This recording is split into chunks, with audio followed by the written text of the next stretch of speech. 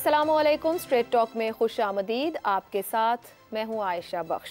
साबिक वज़ीर आज़म और कायद मुस्लिम लीग नून नवाज शरीफ के लिए आज एक भरपूर अदालती मसरूफियत का दिन रहा। इस्लामाबाद हाई कोर्ट ने नवाज शरीफ की अल अजीज़िया और एवनफील्ड रेफरेंस में सजा के खिलाफ अपीलें बहाल करने की दरखास्तों पर 26 अक्टूबर तक हिफाजती जमानत में तोसी करते हुए समाअत मुलतवी कर दी।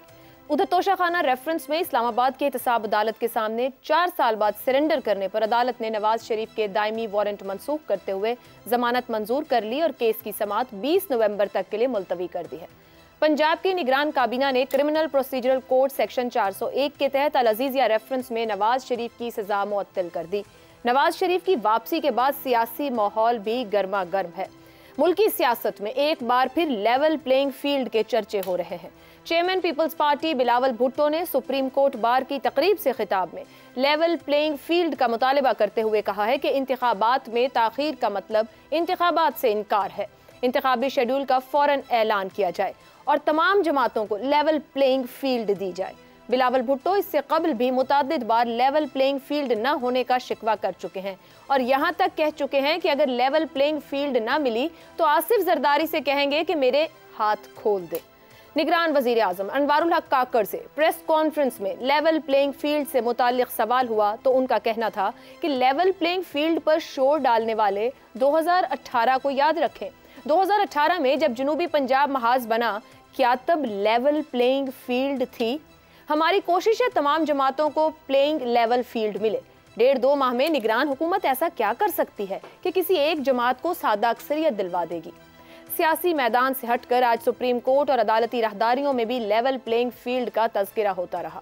मुल्क भर में एक ही रोज इलेक्शन की दरखास्त पर समाअत के दौरान जस्टिस अतहर मिनल्ला ने अहम नुक्ता उठाया कि लेवल प्लेइंग फील्ड सबको देना आप यानी सियासी जमातों का काम है।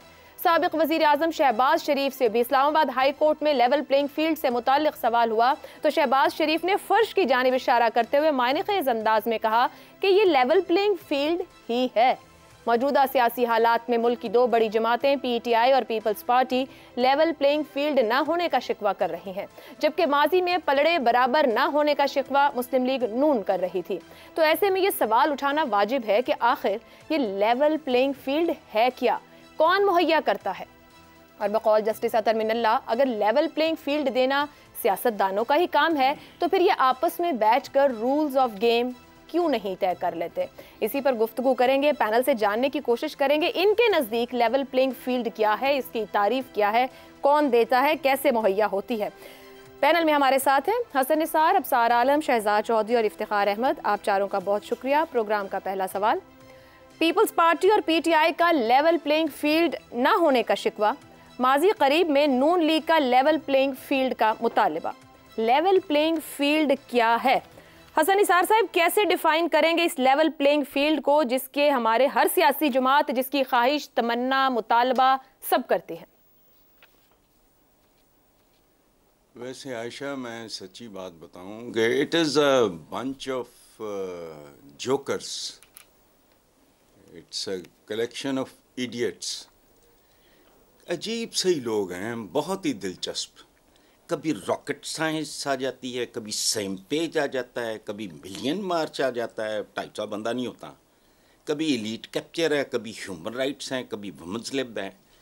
इस तरह की दरामद शुदा टर्मिनोलॉजी इस्तेमाल करते हुए हम अपनी औकात क्यों नहीं देखते, अपनी तारीख क्यों नहीं देखते, अपनी सकाफत क्यों नहीं देखते, अपने मिजाज क्यों नहीं देखते, अपनी तरबियत क्यों नहीं देखते? और चौधरी और कमी, और तू देखता नहीं मैं कौन है? बंदा को बंदा देखा करो। और लानत। अच्छा, और हमारी जो नफ्सियात है ये बहुत पुराना है, क्लासिकल पोइट है। उसने क्या लिखा?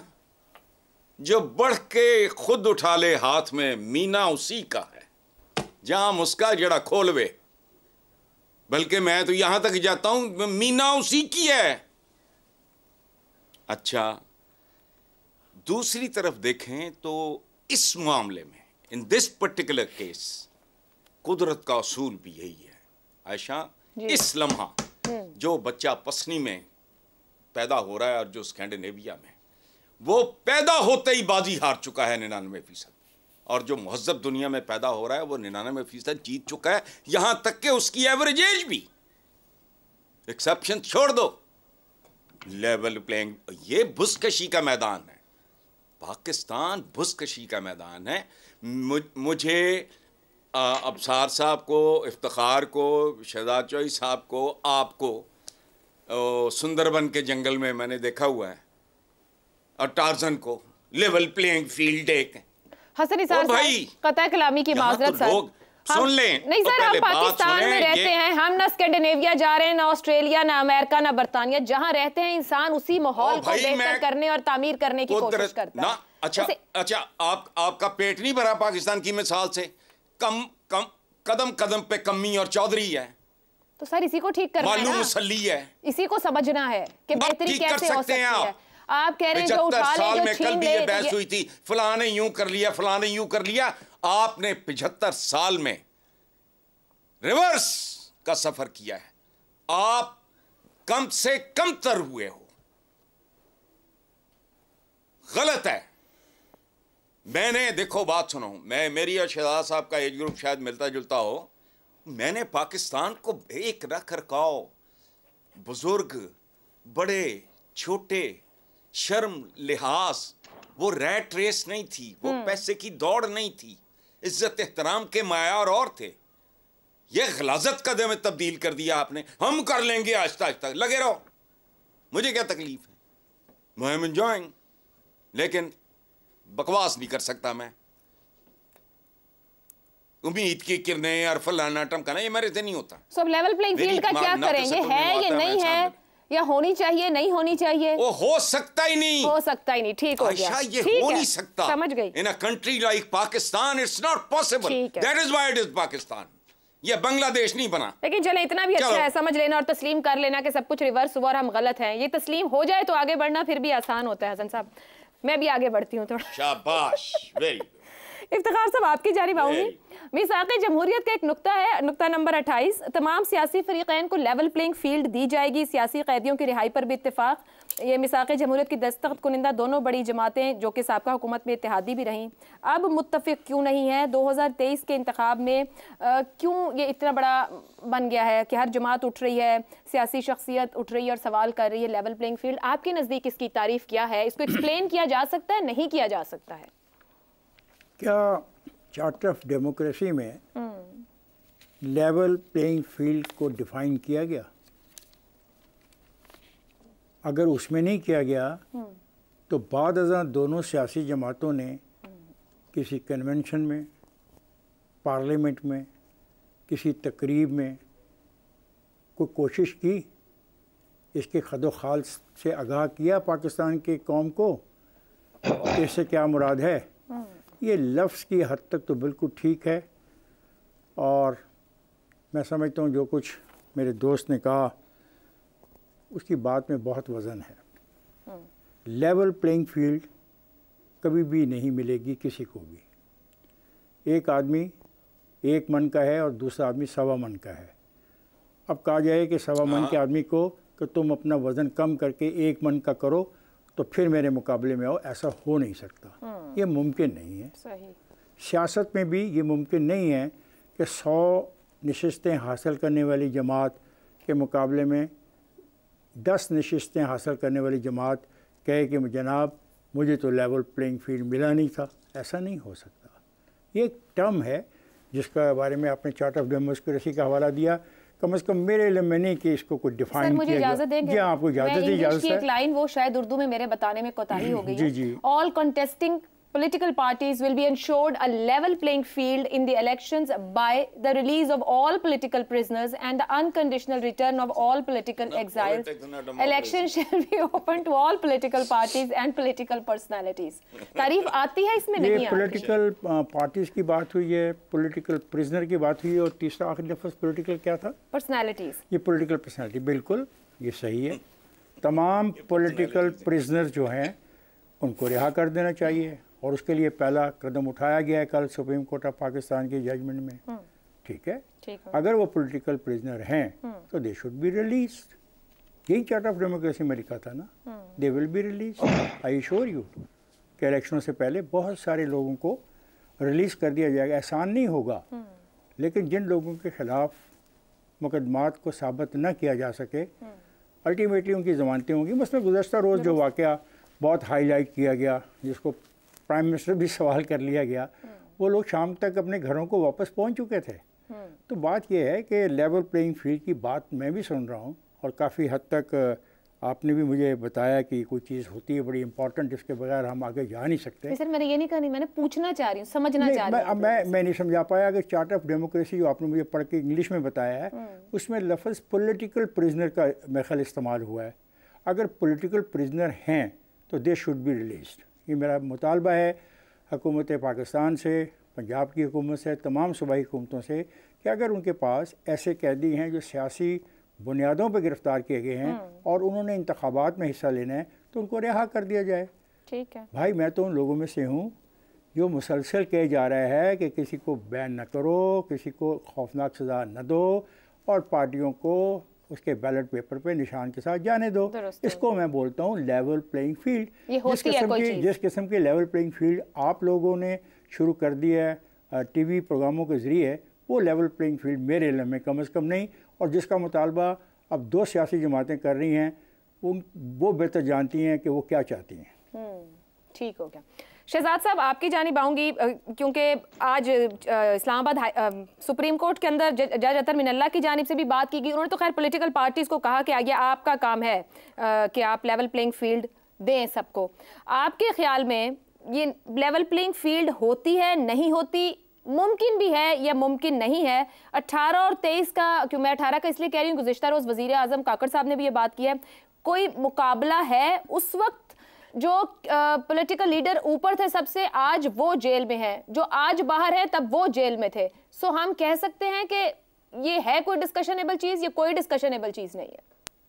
अच्छा, एक तो ये जो हम टर्म्स इंपोर्ट करते हैं ना, level playing field type import जो टर्म्स हैं, इनका हम फिर आहिस्ता आहिस्ता हमारी गुफ्तगू का हिस्सा बन जाती हैं और उसका एक मफहूम और माने बन जाता है, जिसकी बुनियाद पे आपने ये सवाल पूछा।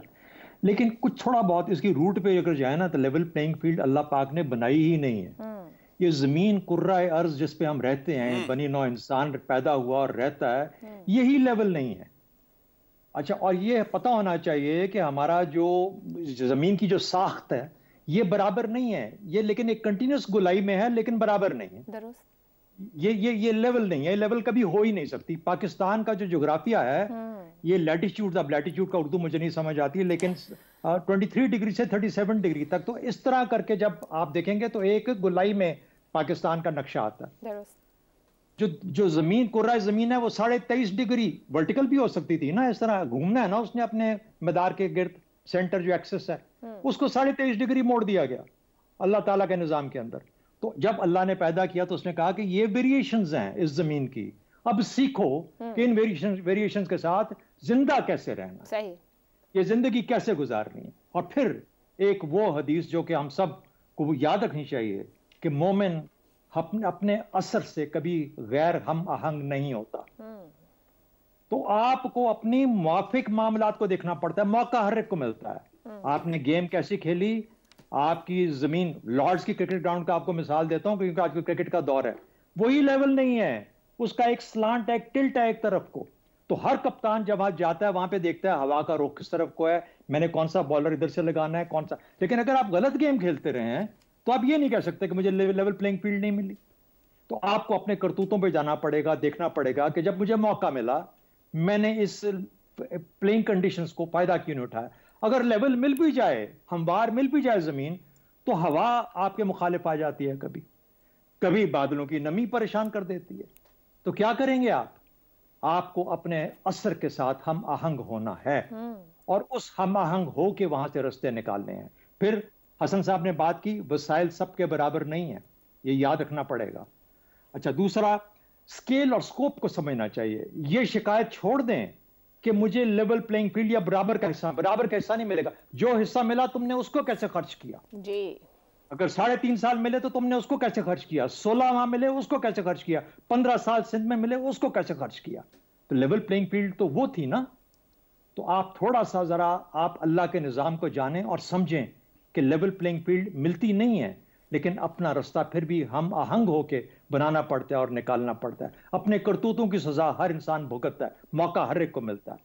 आपको यह पहचान कि मैंने कहां पे रुकना है, कितना आगे जाना है, कितना करना है, वो जो होता है ना, लिमिट्स होती हैं, जो लिमिट्स इंसान का सबसे बड़ी प्रॉब्लम और सबसे बड़ी कमजोरी है कि उसको अपनी हदूद का तयन नहीं रहता। जब वो हवा में उड़ता है ना, उसके दिमाग को चढ़ जाती है तो हदूद को भूल जाता है।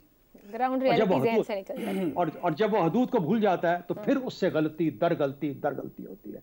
तो ये पहचान कि स्कोप कितना है, स्केल कितना है, मेरे पास जगह कितनी है, कैनवस कितना है, फिर उसके बाद गेम खेलें तो फिर आपकी जीत हमेशा पक्की होती है। लंबी गेम हो सकती है लेकिन कच्ची गेम नहीं हो सकती। फिर गेम खेलें तो जीत हो सकती है। अब सार साहब आपकी जानिब आऊंगी।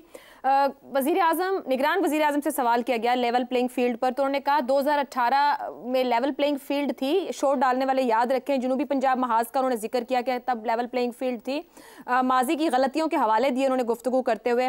क्या 2023 में गलतियों का अजाला है, या जो बात कर रहे हैं शहजाद साहब के, जो अवेलेबल चीज़ें हैं उसके साथ चलते हुए रास्ता बनाना पड़ता है और ख़ुद अपना बोया ही काटना पड़ता है कि जब मुयस्सर था तो उसको किस तरीके से इस्तेमाल किया?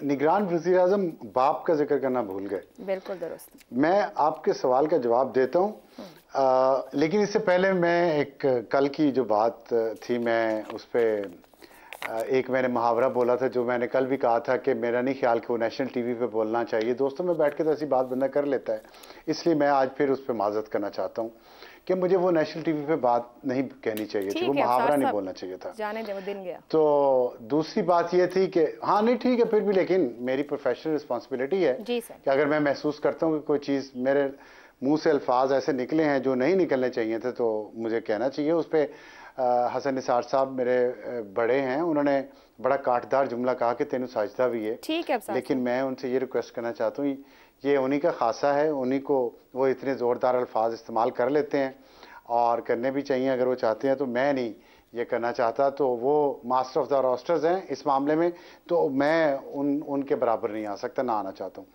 ये तो होगी कल की बात जी।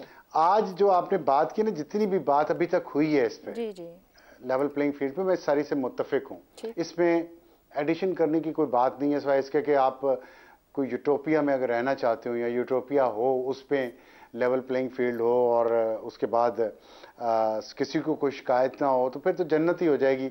तो इसलिए ये मुमकिन नहीं है कि लेवल प्लेइंग फील्ड हो। ये पावर पॉलिटिक्स है, इसमें ऊंच नीच होगी, रग्बी की गेम है, कोनियाँ भी लगेंगी, एक दूसरे को गोड़े भी मारे जाएंगे, गिराए भी जाएंगे। मुझे याद आ रहा था अभी जो गुफ्तगू हो रही थी, एक दफ़ा बहुत मेरे बचपन की बात है, आपको तो पता भी नहीं होगा, कि अनोखी पहलवान एक जापान के हुआ करते थे, उनकी कुश्ती हुई अक्की पहलवान लाहौर में हुई, और वो जाहिर है वो ज़्यादा स्किलफुल था कि उन्होंने हरा दिया। तो अक्की साहब बहुत बड़े पहलवान थे पाकिस्तान के, तो अकी साहब ने बाद में इंटरव्यू टीवी पे कर रहे थे, तो उन्होंने कहा इन्होंने मेरी आंखों में पता नहीं मट्टी डाल दी कि उंगली मार दी, तो मेरे साथ धांधली हुई है। तो मुझे अभी वो याद आ रहा था कि जब हारना हो ना, हमने अभी पाकिस्तान की क्रिकेट टीम का हाल देख लें, हमें लेवल प्लेइंग फील्ड तो नहीं मिल रही ना इंडिया में। इंडिया का क्राउड देख लें, वहाँ तमाशाइयों के ऊपर होर्डिंग होती है, अगर कोई एक पाकिस्तानी चला जाए, पाकिस्तानी सहाफ़ियों को वीज़ा नहीं मिला। लेकिन हम सबको पता है कि हमारी टीम इस काबिल नहीं है कि वो कोई बहुत बड़ी कारकर्दगी दिखा सके। तो इसलिए लेवल प्लेइंग फील्ड कुछ हद तक तो आपको सपोर्ट कर सकती है आपकी विक्ट्री में, लेकिन असल बात वही होती है कि आपका मसल क्या है। और एक इस पे बहरहाल चीज इंपॉर्टेंट है जिस पे जिक्र नहीं हुआ, मैं उसको फ्लैग करना चाहता हूं, और बड़ी जरूरी चीज है। वो ये है कि हमारे यहाँ सिस्टमैटिकली प्री पोल रिगिंग होती है, पोलिंग डे रिगिंग होती है, और फिर पोस्ट पोल रिगिंग होती है, और वो बड़े ऑर्गेनाइज तरीके से और बहुत पैसा खर्च करके उसमें बड़े ताकतवर ग्रुप्स जो हैं पाकिस्तान के वो शामिल होते हैं। वो जो है ना काम, वो रुकना चाहिए, वो नहीं होना चाहिए। और उसमें वो पॉलिटिकल पार्टी सिर्फ अकेली शामिल नहीं है, जो जस्टिस अतर मिनल्ला साहब की आपने बात की है, उसमें पाकिस्तान के जो दूसरे पावर सेंटर्स हैं वो भी शामिल हैं। तो इसलिए वो जो काम ऑर्गेनाइज तरीके से किया जाता है ना, किसी को गिराने का या किसी को खड़ा करने का, वो नहीं होना चाहिए। वरना ये जो लेवल प्लेइंग फील्ड है, इसका शिकवा तो प्रेसिडेंट ट्रंप भी कर रहा है, आज भी कर रहा है, पिछले इलेक्शन में भी उसने किया। एल गोर जो था वो बुश से हार गया था, उसने लेवल प्लेइंग फील्ड ना होने का शिकवा भी किया था। तो ये तो पूरी दुनिया में ये रिवाज है, ये शिकवे होते हैं, होते रहेंगे। तो इसलिए लेकिन एक बिल्कुल ऑर्गेनाइज तरीके से किसी को गिराना और किसी को लाना, ये प्रैक्टिस नहीं होनी चाहिए। अवाम का फैसला जो भी हो उसमें ऊंच नीच होगी, थोड़ी बहुत धांधली भी होगी, टांगे भी खींची जाएंगी, कोनियां भी मारी जाएंगी, बहरहाल लेकिन एक मैच है तो मैच में ये चलता है। चलें जी, कंक्लूड करते हैं। ये पैनल की राय है कि लेवल प्लेइंग फील्ड कुछ नहीं होती, ना हो सकती है, राह खुद बनाने पड़ते हैं। जो वसाइल, जो हालात आपको मैसर हों। अब्सार साहब ये कह रहे हैं कि ऑर्गेनाइज तरीके से नहीं कुछ होना चाहिए, अवाम का वोट और अवाम की राय ही तरजीहन आगे होनी चाहिए। बाकी फिर सियासत खेल है और सियासी जमातें जब एक दूसरे के साथ सींग फंसाएंगी मैदान में तो एक दूसरे को कहीं ना कहीं जख्मी तो करेंगी। एक ब्रेक लेनी है, ब्रेक से वापस आएंगे तो एक और अहम सियासी मामले पर गुफ्तगू रहेगी। प्रोग्राम में एक बार फिर खुशामदीद। जहां नवाज शरीफ वतन वापसी के बाद से ही सियासी तौर पर बहुत मुतहर्रिक नजर आ रहे हैं और तमाम सियासी जमातों के लीडर से मुलाकातें और टेलीफोनिक गुफ्तगू कर रहे हैं, वहीं नून लीग से ही साबिक वजीर आजम शाहिद खाकान अब्बासी और साबिक वजीर खजाना मिफ्ता इस्माइल जमात से दूरी इख्तियार किए हुए हैं। आज नैब में पेशी के मौके पर जब शाहिद खाकान अब्बासी से सवाल किया गया कि वो अपने कायद के इस्तकबाल के लिए क्यों नहीं गए, तो उन्होंने कहा कि वो नवाज शरीफ के इस्तकबाल के लिए इसलिए नहीं गए क्योंकि वो पार्टी के सीनियर रहनुमा नहीं हैं। उनका मजीद कहना था कि वो मौजूदा मुल्की हालात में इंतखाबात लड़ने के कायल नहीं हैं। ये पहला मौका नहीं जब शाहिद खाकान अब्बासी के किसी बयान ने उनकी पार्टी से राहें जुदा करने के हवाले से अफवाहों को जन्म ना दिया हो। इससे कबल लंदन में नवाज शरीफ से मुलाकात के बाद एक इंटरव्यू में उन्होंने ये बात वाज़ेह तौर पर कही थी कि उनका लीडर सिर्फ नवाज शरीफ है, शहबाज शरीफ या मरियम नवाज नहीं। इस इंटरव्यू में उन्होंने मुल्क में नई सियासी जमात की गुंजाइश के ऊपर भी सरसरी सही मगर बात की थी। आज राना सनाउल्लाह ने समा को इंटरव्यू के दौरान शाहिद खाकान अब्बासी और मिफ्ता इस्माइल को पार्टी में वापस आकर अपना किरदार अदा करने का मशवरा देते हुए कहा कि ये कोई झगड़ा नहीं कि मरियम की लीडरशिप को नहीं मानेंगे। नवाज शरीफ ने मरियम नवाज को अपना सियासी जानशीन बनाया है। नून लीग से आने वाली ये आवाजें नई नहीं जब पार्टी के किसी सीनियर रहनुमा ने मरियम नवाज को अपना सियासी लीडर मानने से इनकार किया हो। इससे कबल नून लीग के सीनियर रहनुमा और नवाज शरीफ के देरीना साथी चौधरी निसार भी ये कहकर पार्टी छोड़ गए कि वो मरियम नवाज की क़यादत में काम नहीं कर सकते। सियासी नाक़दीन और मुख्तदर हलकों में यह तासुर पाया जाता था कि मरियम नवाज ना सिर्फ नवाज शरीफ बल्कि नून लीग की सियासत को नुकसान का बायस बनेंगी। जहां शहबाज शरीफ के मुफाहमती रवैये ने नून लीग के लिए बहुत से दरवाजे खोले, वहीं मरियम नवाज इस बात की कायल रही हैं कि मुज़ाहिमत करेंगे तो मुफाहमत होगी। ये बात भी दुरुस्त है कि नवाज शरीफ के इख्तिदार से जाने, बीमार होने और लंदन रवाना होने के बाद मरियम नवाज ही थीं जिन्होंने नून लीग के वोट बैंक को किसी न किसी तरह इकट्ठा रखा। इसी पर गुफ्तगू करेंगे। पैनल के लिए सवाल। नवाज शरीफ ने पैगाम दे दिया कि मरियम उनकी सियासी जानशीन है, राना सनाउल्लाह। पहले चौधरी निसार और अब शाहिद खाकान अब्बासी, क्या जमात के सीनियर रहनुमा मरियम नवाज की सियासी जानशीनी कबूल करेंगे? हसन निसार साहब, कुछ और आवाज़ें भी मुस्लिम लीग नून से हैं। दुरुस्त है नवाज शरीफ ने जो पैगाम दिया, जो लीडर्स जो फैसला ले रहे हैं, क्या आसान रहेगा नून लीग की? क्योंकि हम देख चुके पीपल्स पार्टी के अंदर मामला, तब भुट्टो साहब नहीं थे, नवाज शरीफ साहब कायद हैं, मौजूद है। क्या सीनियर लीडरशिप नवाज शरीफ की सोच के साथ चलना चाहेगी या उन्हें काबिल कबूल नहीं रहेगा? ये सियासी सोच ही नहीं होगी, ये तो फटकार ज़्यादा थिंकिंग होगी। अगर देखें, मैं एकेडमिक सी बात कर रहा हूँ, इसमें कोई तज्जिया मज्जिया नहीं है। अगर ये मलूकियत, आमरियत और बादशाहत है या रूहानी गद्दी नशीनी का कोई सिलसिला है, फिर तो बिल्कुल अंधे लंगड़े लूलों की तरह बिल्कुल कबूल कर लेना चाहिए। ये तो मामलात ही और तरह के होते हैं। लेकिन अगर जमहूरियत का दावा है तो ये धोखा है, फ्रॉड है, साथियों की तौहीन और तजलील है, वोट की बेइज्जती है। जो खुददार होगा 4 हर्फ भेजेगा, जो दरबारी होगा वो उसी तनख्वाह पे काम करेगा।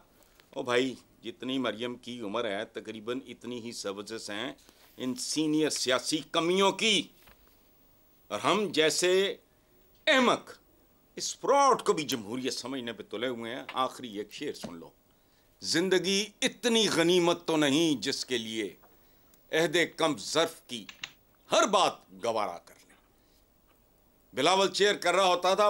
एतजाज मेरे बड़े भाइयों की तरह हैं, बहुत पुराना ताल्लुक है, मुझे जहर लगते थे।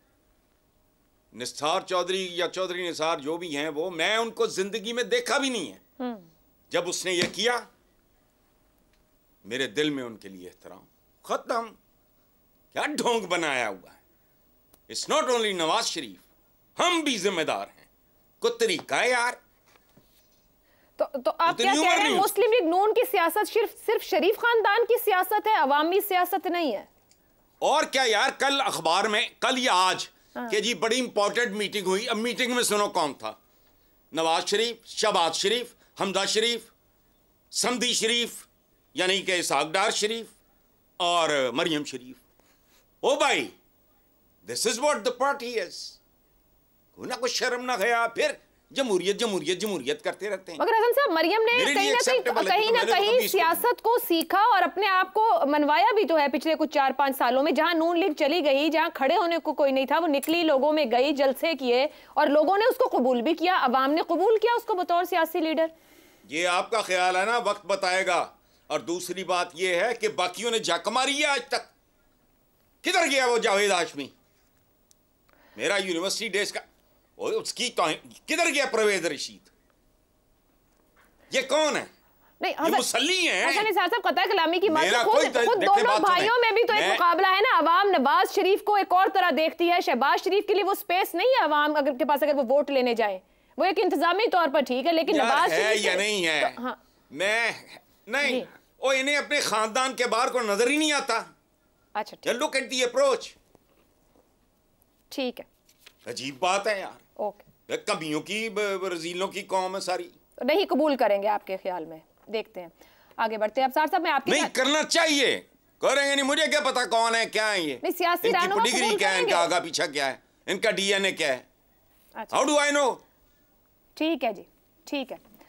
अफसार साहब, मरियम नवाज के बारे में ख्याल रहा था और बहुत तज्जिया और सब सूरत हाल बनती रही। फिर 18-19 ऑनवर्ड भी जब उनकी तकरीर, वो लोग ये कहते थे, ये राय होती थी, तज्जिए होते थे, वो सियासत नहीं जानती हैं। ये भी कहते रहे लोग कि अगर कोई मसला हुआ, परेशानी हुई नवाज शरीफ के लिए, नून लीग के लिए, तो मरियम नवाज की वजह से होगी। मगर फिर हालात यहाँ तक भी आए कि लोगों ने कहना शुरू कर दिया कि नवाज शरीफ अब तक जो सियासत में है और जहाँ तक अब पहुँचे हैं, मरियम नवाज ने एक्टिव रखा और यहाँ तक मामले को लेकर आई। क्या ये जो राना सनाउल्लाह का बयान है, आपके ख्याल में सियासी रहनुमा कबूल कर लेंगे नवाज शरीफ की अगर यही राय है, या जो नून लीग के सीनियर लोग हैं वो ये कबूल नहीं कर पाएंगे? मेरा ख्याल है कि ये नॉन इशू है एक, और इशू होना चाहिए परफॉर्मेंस क्या है पॉलिटिकल पार्टीज की। जो भी पॉलिटिकल पार्टी हो हुकूमत में आती है, उसकी परफॉर्मेस क्या है वो देखना चाहिए। और मैंने ज़िंदगी से ये सीखा है, मेरा उतना तजर्बा तो नहीं है जितना मेरे दूसरे साथियों के यहाँ बैठे हुए हैं, लेकिन मैंने ये सीखा है और बहुत इसको मैंने इंटरनलाइज किया है कि खल्क़े खुदा की अक्सरियत की राय की तज़हीक नहीं करनी चाहिए।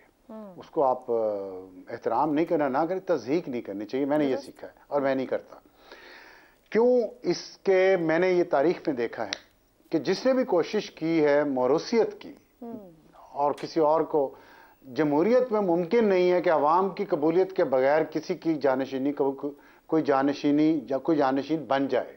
मैं आपको हजारों मिसालें दे सकता हूँ इस बात की। और अभी आप देखिएगा, अभी आप देख लीजिएगा, कुछ दिनों बाद, कुछ महीनों बाद, यही कुछ जब इमरान खान की पार्टी करेगी ना तो उसको डिफेंड किया जाएगा।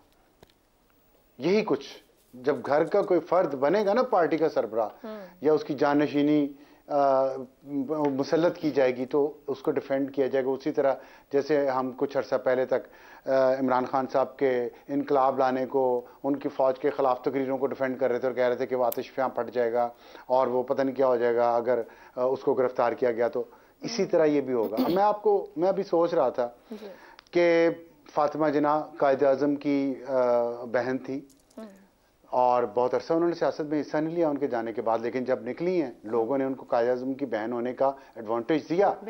हमारे यहाँ कल्चर है, अयूब खान अपने बेटे को नहीं ला सके, सारा कुछ करने के बावजूद।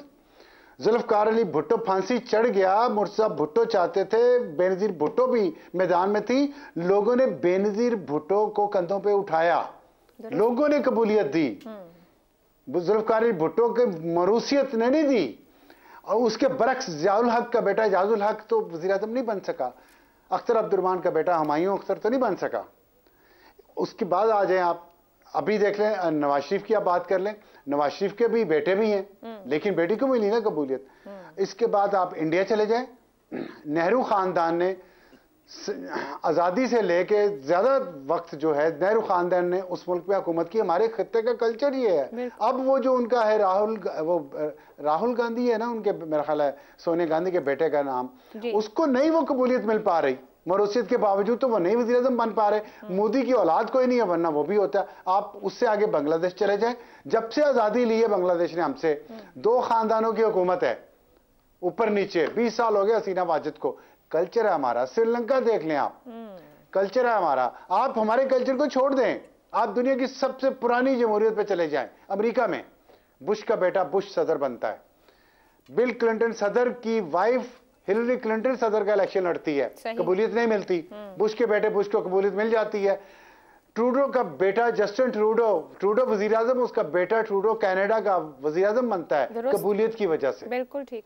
कितनी एग्जाम्पल मैं आपको देता रहूंगा। मैंने आपको कहा कि आपके प्रोग्राम का वक्त खत्म हो जाएगा, तो ये जो है ना, ये खाली कह देना कि ये मलूकियत है, ये ऐसा नहीं है। जमहूरियत में अवाम का दिल होता है, अवाम के साथ किसी की, देखिए एक हमारे मुहावरा है, कब्र जिनादी जीवे हूँ।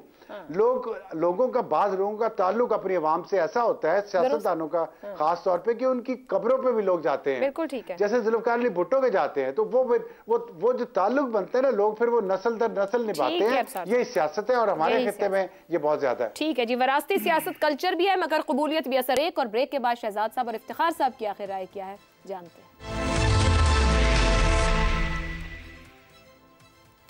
प्रोग्राम के आखिरी हिस्से में आपको खुश आमदीद कहेंगे। शहजाद साहब, हम बात कर रहे हैं इस वक्त जो क्या जमात के मुस्लिम लीग नून के सीनियर रहनुमा मरियम नवाज की सियासी जानशीनी कबूल करेंगे। इससे पहले हम चौधरी निसार का मामला देख चुके। अब शायद खाकान अब्बासी जो कि वजीर आजम, मतलब है शरीफ खानदान जो ऊपर बात है उससे बाहर अगर किसी पर इतना भरोसा किया गया तो वो अब्बासी साहब थे जो वजीर आजम भी बने।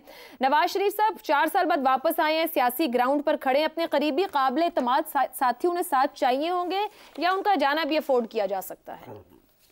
अच्छा देखिए, जो राना सना साहब ने कह दिया, मेरे ख्याल में ये एक बड़ा अहम सियासी, जिसे कहते हैं ना कि पत्ता खेला उन्होंने। ये शायद खाकान अब्बासी को मजबूर कर रहे हैं कि इसका कुछ ना कुछ जवाब दो, या तो झुक जाओ सुपुर्दगी के अंदर, या ये कि फिर खड़े होना तो हट जाओ और रस्ते से हट जाओ। ये शायद खाकान अब्बासी और मिफ्ता इस्माइल तो चलो उनके साथी हो गए, लेकिन ये बेसिकली ये इंटेंट नजर आती है। अब दूसरा आपका बुनियादी सवाल, और उसमें बड़ी अच्छी सैर हासिल गुफ्तगू हुई दोनों तरफ में, मरियम नवाज की, इसमें कोई शक नहीं है, इसमें कोई शक नहीं कि अगर नवाज शरीफ को इस 4 साल की एब्सेंस में किसी ने अगर पाकिस्तान में और पाकिस्तान के सियासी मंजरनामे में जिंदा रखा तो वो उसकी बेटी ने जिंदा रखा, मरियम नवाज शरीफ ने उसको जिंदा रखा। और ये क्रेडिट मेरे ख्याल में, और ये प्राइड उस बाप को जाता है जिसकी वो बेटी है। अब उसकी और क्या उसके अंदर शॉर्टकमिंग्स हैं, बेटी के अंदर जब वो लीडर बनेगी या सियासी तौर पर मोर एक्टिव होगी तो वो हम उस वक्त देखेंगे।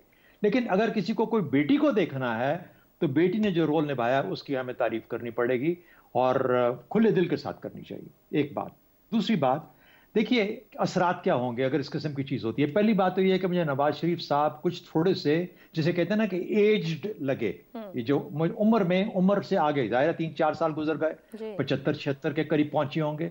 अब वो असरात नजर आ रहे हैं। क्या वो अगले 5 साल निकाल पाएंगे? यानी जिंदगी सेहत सलामती तो होगी, लेकिन वो एनर्जी जो कि एक वजीर आजम को चाहिए होती है, बेशक 80-80, 90-90 साल के लोग भी वजीर आजम रहे हैं, लेकिन क्या वो एनर्जी ये दे पाएंगे? क्योंकि हमारा निज़ाम थोड़ा बहुत मुख्तलिफ है। या ये कि अभी ही वो मरियम नवाज शरीफ को ऐसा ऐसा डिप्टी प्राइम मिनिस्टर बना के फिर हैंड ओवर करना शुरू कर दें। अगर ये हुआ तो फिर तोड़ फोड़ और ये जो ब्रेकअप होता है या ये जो कुछ नाराजगियां होती हैं ये और ज्यादा सामने आएंगी। याद रखें, बेनजीर भुट्टो जब वो बनी, जुल्फिकार अली भुट्टो के बाद पाकिस्तान पीपल्स पार्टी की चेयरपर्सन और वो आगे आई लीडर बनी, तो उस वक्त भी बहुत सारे अंकल्स छोड़ के चले गए, साइड पे हो गए। तो ये हमारे यहाँ। और दूसरी बात एक और चीज होती है जब मरियम नवाज शरीफ को वक्त आएगा, जब वो बनेंगी, वो जब उभर के सामने आएंगी, तो ये देखना पड़ेगा कि सियासी फहम कितना डेवलप हुआ है। मेरे नजदीक, और मैं कोई पॉलिटिकल साइंटिस्ट नहीं हूं, ना मैंने उसको इतना, लेकिन एक जिंदगी का तजर्बा रखने वाला आदमी, मैं आपको ये बता सकता हूँ, कुछ नजरिया होना चाहिए, कुछ तजर्बा होना चाहिए, और फिर उसके बाद किसी ना किसी शोबे में महारत होनी चाहिए।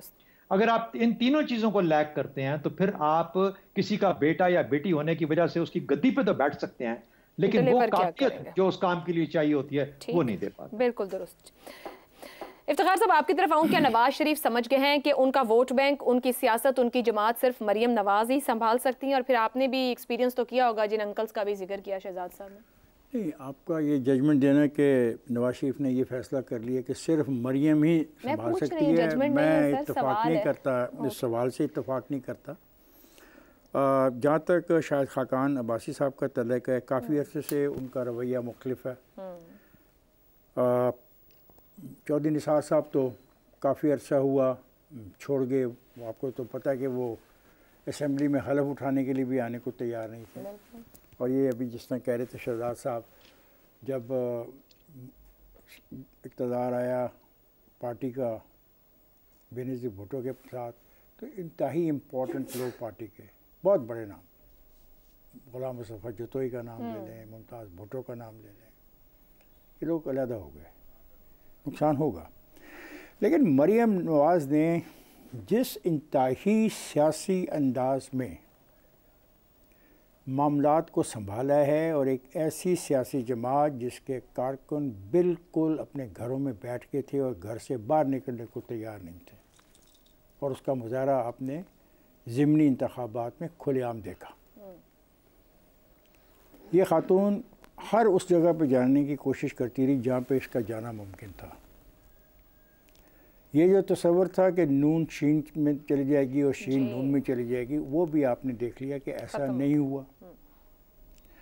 जो ये इज्तिमा हुआ, अगर इस इज्तिमा में मरियम नवाज़ और उसकी जो टीम थी, उसकी कारकर्दगी कभी आप लोगों के सामने उन्होंने ख़ुद पेश की, तो आपके लिए हैरानगी की वजूहात भी इसमें होंगी कि इस कैंपेन को इंतहाई साइंटिफिक तरीक़ों से अपनाया गया, जिसका मजाक उड़ाया गया टीवी के ऊपर कि ऐप्स बना ली हैं, कभी ऐप्स के ज़रिए भी पार्टियां चली हैं, कभी ऐप्स के ज़रिए भी जलसे हुए हैं।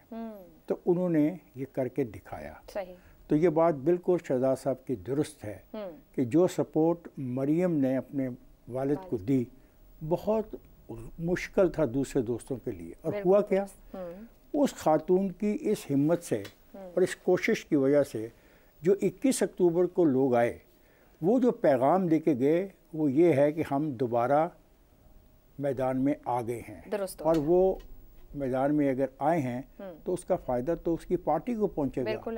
और जिस तरीके से अफसार ने बताया, बड़ी तफसील से बताया मरूसी सियासत के बारे में, वो सब कॉन्टिनेंट में है और वो श्रीलंका को भूल गया।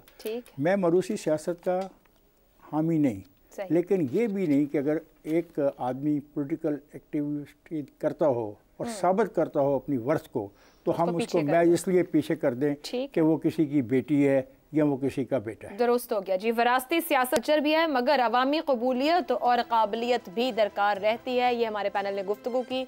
आज के प्रोग्राम से इतना ही, इजाज़त दीजिए, अल्लाह हाफ़िज़।